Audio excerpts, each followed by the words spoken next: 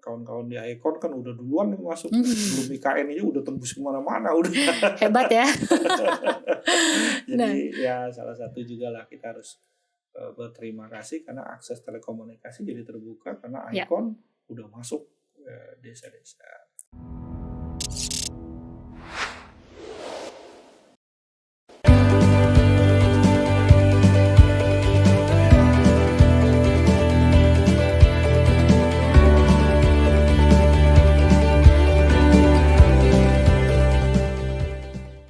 Hai semuanya, welcome to Icon Talks, inviting the most iconic people bersama saya, kali ini Grace Blessing. Nah tentunya kita juga akan membahas sesuatu yang menarik ya, masih nggak jauh-jauh dari perkembangan teknologi dan juga mendigitalisasi, di mana saat ini itu menjadi sebuah kebutuhan yang bisa dibilang kebutuhan utama ya, kebutuhan primer, di mana semua orang kali ini kalau nggak ada yang namanya teknologi atau digital, kayaknya kudet ya, kurang update gitu ya. Nah, sebelumnya kita membahas lebih jauh, aku juga mau ngingetin buat kalian semua, jangan lupa untuk subscribe di Icon Plus kita, untuk supaya kamu nggak ketinggalan ketika kita lagi membahas atau mengundang narsum-narsum yang juga mungkin bisa membuat kamu belajar sesuatu. Kalau gitu nggak mungkin sih, pasti belajar sesuatu ya di PLN Icon Plus ini. Nah, untuk membahas lebih jauh, saat ini sudah hadir bersama saya seseorang yang sangat pakar di bidangnya kalau aku bisa bilang ya. Kita welcome dulu nih, ada Pak Faisal selaku Kepala Dinas Komunikasi dan Informatika. Halo Pak Faisal. Halo. Jadi bagaimana membahas tentang komunikasi dan juga teknologi di Provinsi Kaltim nih Pak? Kalau kita melihat hari ini nih ya Pak, bagaimana tanggapan Bapak tentang infrastruktur jaringan dan juga komunikasi? Apakah saat ini bisa dibilang sudah mencukupi kebutuhan dari masyarakat yang ada di Kaltim? Ya masih jauh ya.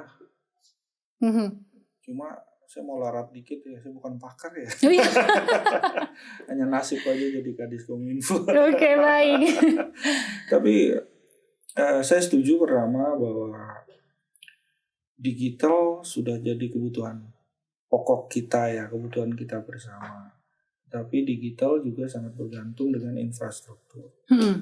Kami di pemerintahan juga sudah menganggap bahwa digitalisasi itu sudah bisa kita sebut atau kita samaratakan dengan infrastruktur lainnya. Kalau di kepala kita biasa infrastruktur kan jalan, gedung. Ya. Sekarang teknologi akses telekomunikasi juga kita sudah bisa sebut sebagai infrastruktur. Ya, itu dulu yang kita sepakatlah gitu ya. Nah, ketika masyarakat membutuhkan kan pemerintah harus hadir di situ. Ketika pemerintah juga menganggap bahwa infrastruktur itu adalah termasuk digitalisasi, termasuk akses telekomunikasi, maka gayungnya kan bersambut nih. Ya. Nah, update lah kekinian kondisi di Kaltim masih kalau dibilang 100% belum lah ya. Kondisi akses telekomunikasi itu mungkin kisaran 60-70% masih ya. Jadi masih ada desa-desa, masih ada daerah yang memang blank spot. Ya, ini kondisi ya, ini di Kaltim dan yakin juga di Indonesia Timur lainnya masih banyak daerah-daerah blank spot yang akses telekomunikasinya jadi susah. Begitu akses susah, digitalisasi penerapannya juga tidak bisa full 100% seperti yang kita harapkan. Ya. Cuma yang juga perlu dibayangkan, mungkin sebagian kawan-kawan di seluruh Indonesia mungkin agak sulit membayangkannya bagaimana sih daerah, kenapa sih Kaltim katanya kayak daerah kaya kok aksesnya nggak bagus kan begitu. Nah, Provinsi Kalimantan Timur ini setelah kami pisah dengan Kaltara dipecah dua, Kaltimnya saja luasnya itu hampir sama dengan satu pulau Jawa. Wow, besar sekali ya Pak ya? Biar seluruh Indonesia paham. Jadi dulu bisa nih. membayangkan ya. Sementara kami di Provinsi Kalimantan Timur punya 10 kabupaten kota. Ya berarti ada 11 pemerintahan yang mengurusi satu pulau Jawa. Bayangin kalau di Jawa. ada Jawa Barat, Jawa Tengah, ada DKI, Jawa Timur, belum kabupaten kotanya. Berapa APBD yang ya tercurahkan ke Jawa, ya pasti lebih cepat di Pulau Jawa lah ya. Nah, yang susahnya lagi begitu luas wilayahnya besar, nah penduduknya hanya sensus terakhir sekitar 3,8 juta. Oke. Ya, ini bukan sebuah lahan yang menarik bagi provider maupun perusahaan-perusahaan telekomunikasi. Jaraknya jauh, investasinya banyak, investasinya besar, manusianya sedikit ya Pak. Betul, usernya nggak begitu banyak ya Pak ya. Jadi apa ya, investasinya nggak sebanding nanti. Ya. Nah itulah butuh tangan pemerintah, butuh semangat merah putih untuk di sana. Nah, sehingga akses itu jadi masih agak terhambat di Provinsi Kaltim. Oke, jadi memang ada tantangan tersendiri ya Pak ya, dengan luasnya daerah, tapi juga usernya tidak cukup banyak ya, untuk nilai investasi juga yang cukup besar. Nah kalau kita ngelihat sendiri Pak, saya sempat cari-cari gitu ya informasi tentang Kaltim. Di sini dibilang bahwa di Kaltim itu ada yang namanya Smart City, digitalisasi village dan juga sebagainya Pak. Mungkin bisa cerita sedikit seperti apa? Smart City program ya, memang program pemerintah pusat, Kementerian Kominfo dan Kemenpan RB, Depdagri juga udah memang arahnya ke sana. Ya, arahnya ke Smart City. Saya lupa ya, mungkin 5, 6, 7 tahun yang lalu ketika Smart City diluncurkan, itu kita diuji coba di Indonesia di 25 kota. Kalimantan Timur kebagian Samarinda dulu. Ya, hanya satu kota dari 10 kabupaten kota, kemudian maju menjadi 100 kota di Indonesia, Kaltim bisa masuk 3 kota yang Smart City, program yang jadi percontohan dan bantuan dari pemerintah pusat. Nah, sekarang kondisinya masih 3, 4, ya 5 yang mendekati yang masuk di program Smart City. Nah, sehingga di atas Smart City itu ada lagi yang disebut dengan Smart Province. Smart Province itu kalau kondisinya lebih dari 50% kabupaten kota di dalamnya sudah Smart City ya, karena dia kolaborasi dari kabupaten kota di bawah provinsi. Jadi masih belum semua kabupaten kota di Kalimantan Timur masuk di program Smart City ini. Kondisi bebas blank spot hanya ada 3 kota ya, Samarinda, Balikpapan, dan Bontang. 7 kabupaten masih banyak blank spotnya. Ya, jadi sulit kita menerapkan Smart City ketika akses telekomunikasi belum maksimal. Ya. Itu yang pertama. Yang kedua, arah Smart City ini kan bukan hanya semata-mata di government saja yang digital.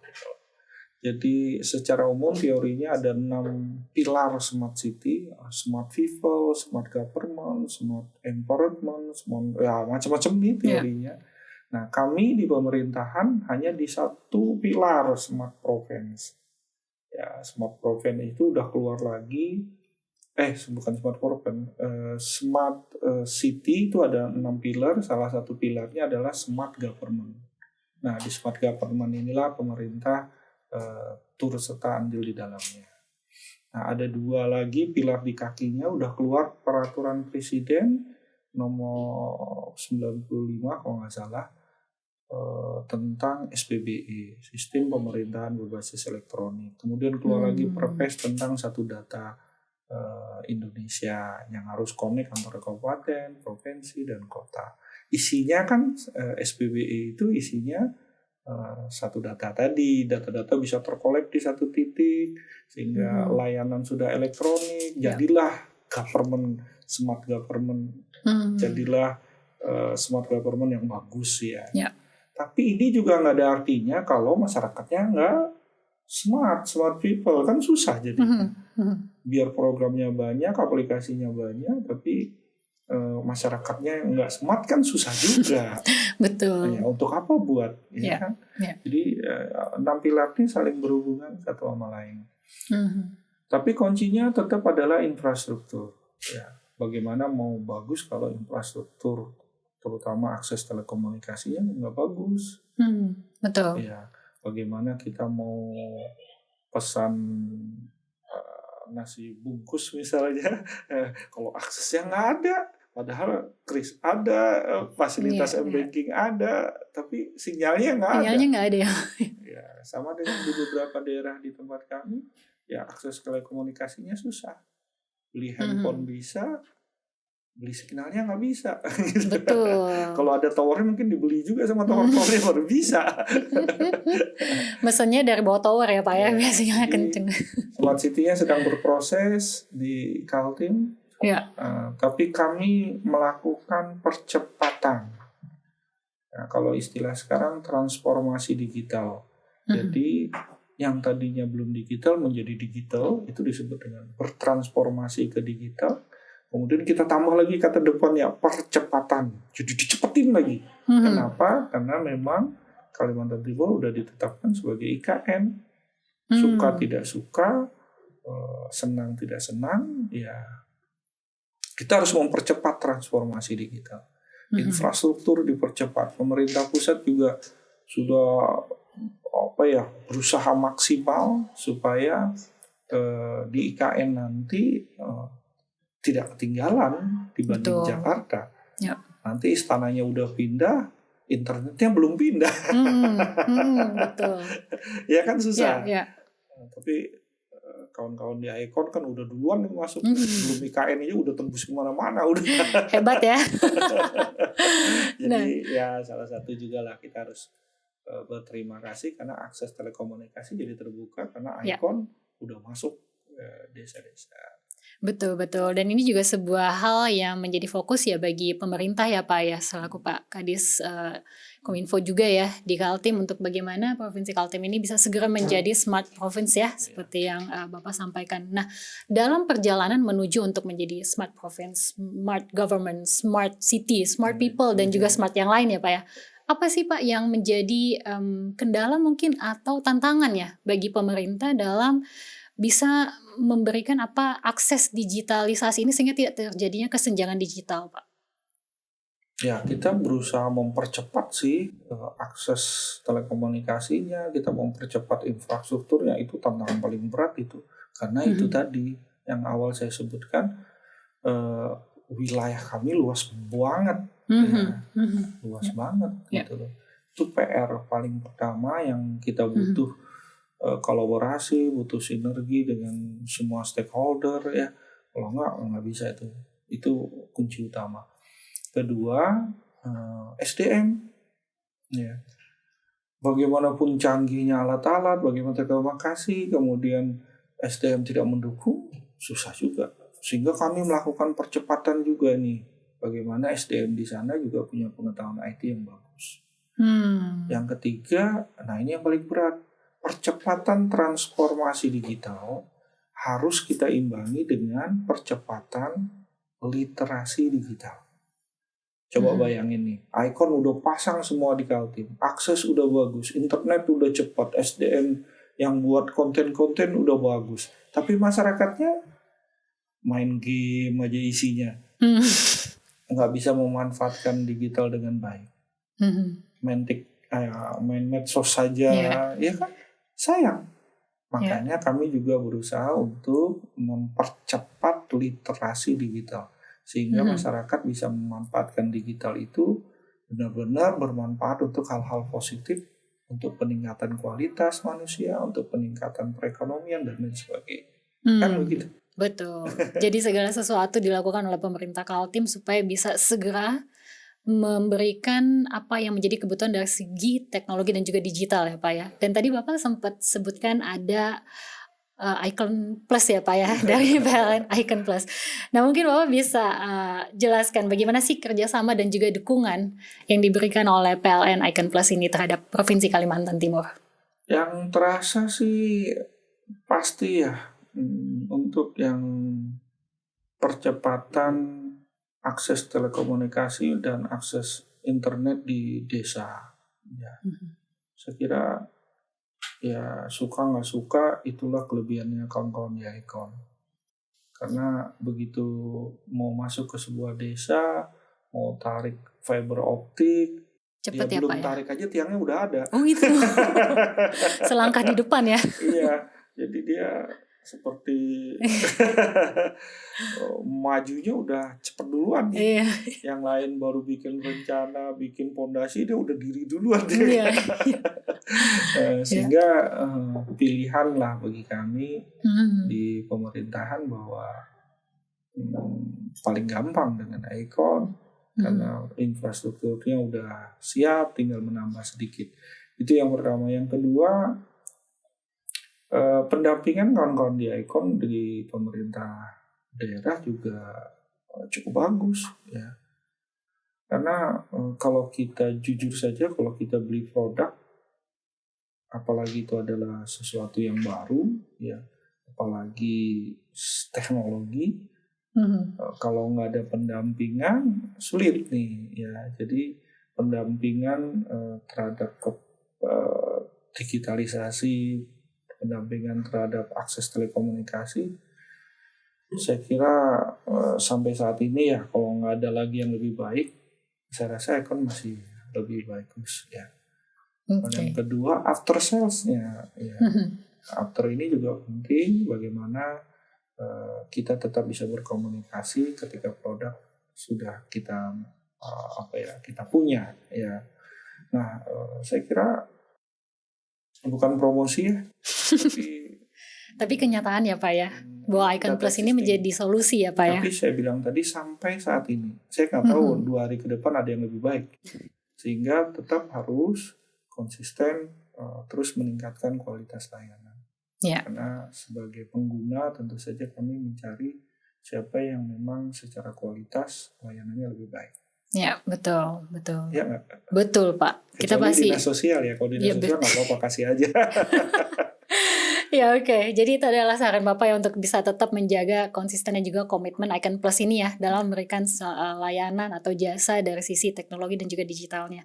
Nah Pak, kalau untuk pertengahan di tahun 2023, adakah impian daripada perkembangan yang ingin dicapai oleh Provinsi Kalimantan Timur di tahun ini? Dan khususnya di pedesaannya dengan adanya dukungan daripada PLN Icon Plus ini seperti apa Pak? Ya harapannya segera bebas dari blank spot. Ya pasti, karena itu yang diharapkan oleh semua pihak. Bahkan kondisi terkini, masyarakat itu jauh lebih senang ketika dia bisa berselancar di internet daripada jalannya mungkin masih rusak-rusak dikit. Betul Pak, setuju. Iya nggak? Betul. Sekarang udah arahnya udah bisa. Mending internet aja yang mulus ya Pak ya. Bahkan di Kaltim, walaupun daerah blank spotnya, dia tinggal di daerah yang blank spot, udah nggak ada akses, bukan berarti dia tidak punya gadget. Itu bukan berarti dia nggak punya handphone. Saking semangat untuk berdigital itu. Sehingga kondisi 2022, indeks literasi digital Provinsi Kaltim itu peringkat 3 nasional. 2021-2022 kita bertahan di peringkat 3 nasional. Artinya walaupun kami blank spot, tapi masyarakat punya kemampuan literasi digital yang bagus. Ya, yang saya contohkan tadi, walaupun dia blank spot, tapi punya handphone, melek handphone, melek medsos. Ketika dia ke kota, ketika dia ke kecamatan, ketika dia ke kelurahan yang ada akses, dengan gampang dia bermain.